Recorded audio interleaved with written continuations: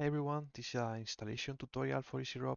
First of all, open your web browser and go to the EasyROB GitHub page here. On the right side of the page, click on Releases.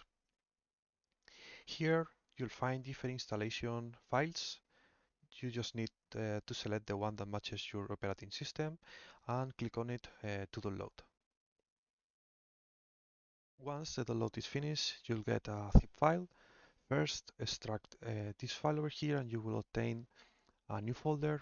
This is the program ready to use. Open it, and inside you will see the shortcut creator if you want to use EasyROB from your desktop, and the launcher. Click on the launcher to start the program. Your antivirus might show you a message. Don't worry, it's safe. Just follow the instructions, and then a pop-up from EasyROB will appear. Just accept it, and the program is right here, completely ready to use. So that's all. EasyROB is now up and running. So thank you so much for watching and see you next time.